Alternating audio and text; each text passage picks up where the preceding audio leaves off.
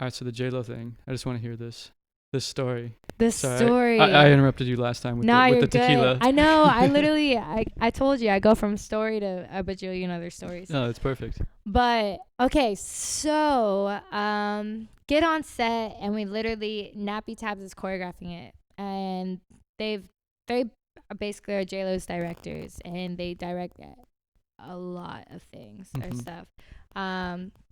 So yeah, so I was there, and then we were learning from Nappy Taps. There's a group. There's like maybe like I would say like maybe 30 of us girls, like for it, because we were on a cake tier.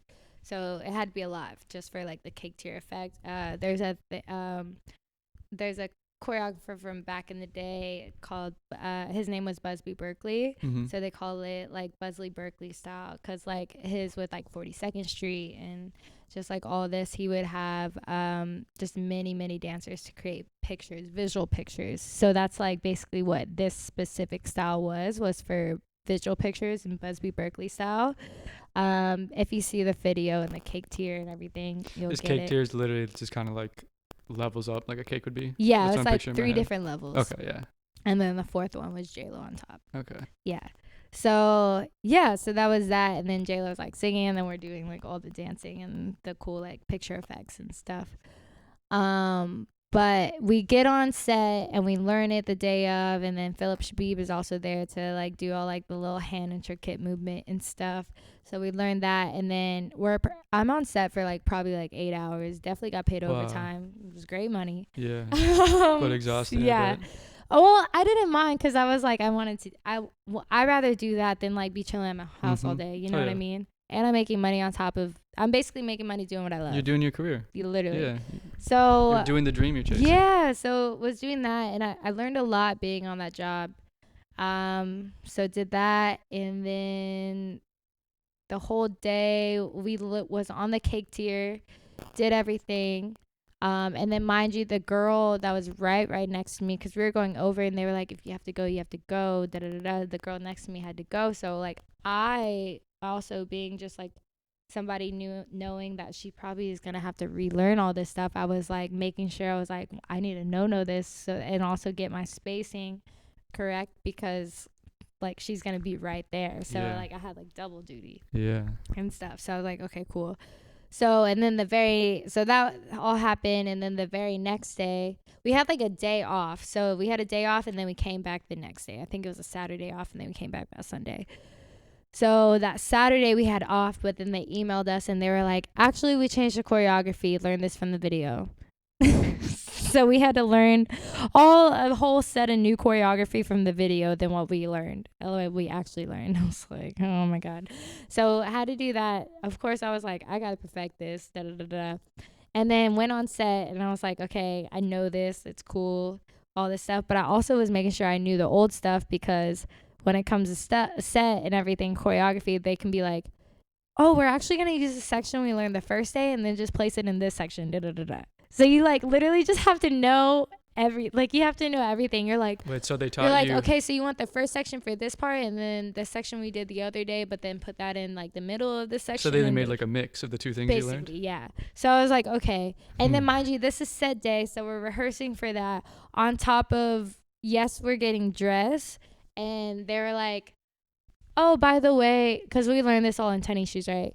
Oh, by the way, you're going to be in heels. On a moving cake. And you just... No, this cake tier is moving. So you're moving with it. And you just came back from your ACL too. I just came back from my ACL too. So I literally am like, I'm doing this in heels on top of like still recovering from my ACL. I try not to think of that, because I try not to let that limit my... Yeah.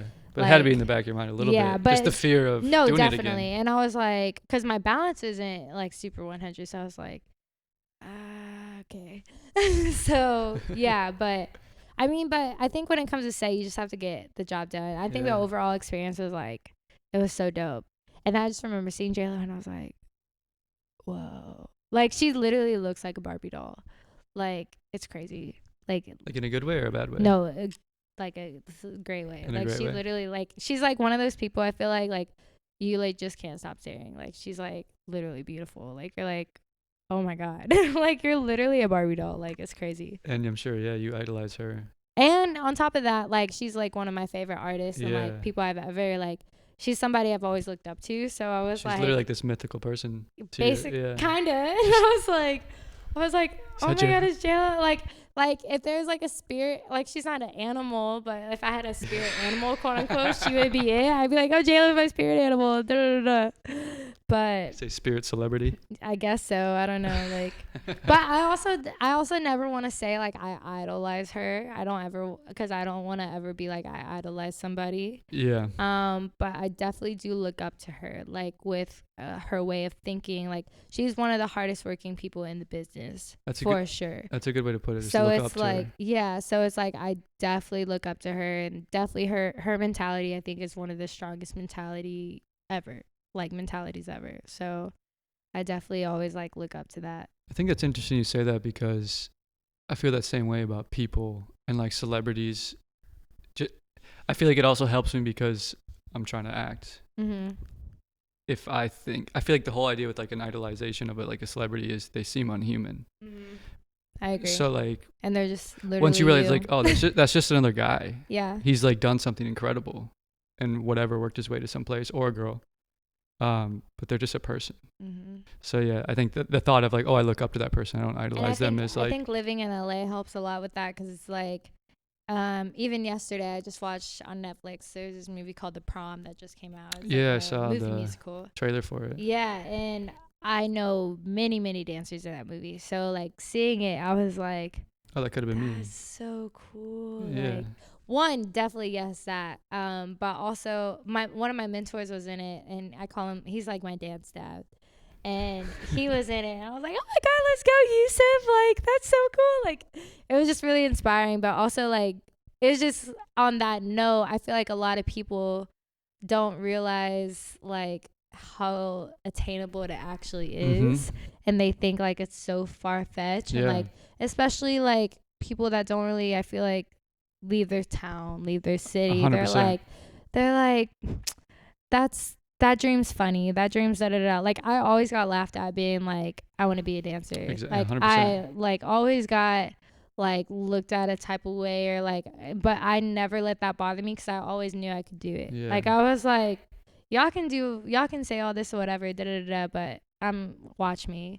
And like, it's kind of cool now, like, knowing I've done like multiple credible things and stuff, and I'm continuing to, like, You're young. I haven't reached my peak. That for sure. I definitely know, like, I definitely know there's gonna be a time where it's like boom, boom, boom, boom, boom, boom, boom, and not just with dance, but also just like everything I've been meaning to do, or that I'm meant for and stuff. So I think it's really cool, like, I guess now doing the styling thing, and being on top of that. I actually just got into, which starts in January of 2021. I'm now going to be like on an internship for this celebrity stylist. So like, dope. I'm so excited. So I'm going to be doing that. And then actually just today, I also am like knocking on wood, because I don't want to like say things and like And then it things gets fucked fizzle over. out, you know? But I'm like, where's the wood over here? Yeah.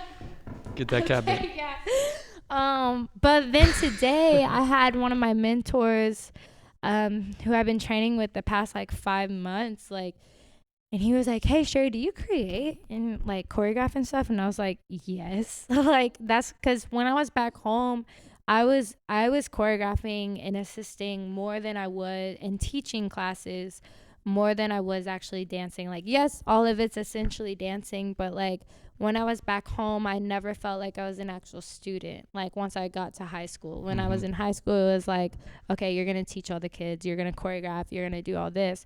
So I felt like that was what I was doing. So whenever I got to LA, I was like, I want to be a student. And so whenever I really got to AMDA, and was training literally like from 9 a.m. to 11 p.m. every single day, like, which is insane, first of all. But also, I loved every bit of it. Like, I look back and I'm like, wow, I really did that. Like, what?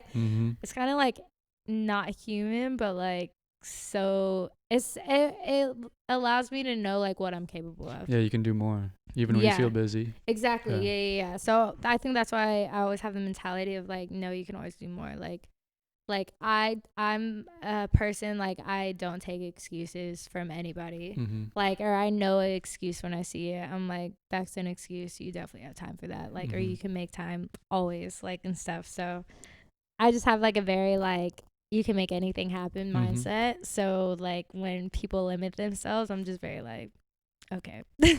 Like, or I try to Yeah. for the most part I try to help out, but if I know it's not reading and not coming to where they actually want to take it, or like whatever is offered in regards to, I don't want to say advice because everyone can take whatever advice they want, but I don't know. I guess more so like I don't really put up with like excuses or complaining or like any of that, because like I didn't have the opportunity to do that growing up. I couldn't complain. I couldn't take excuses. If I wanted to make it happen, I had to make it happen, and that Yeah. was with anything in life.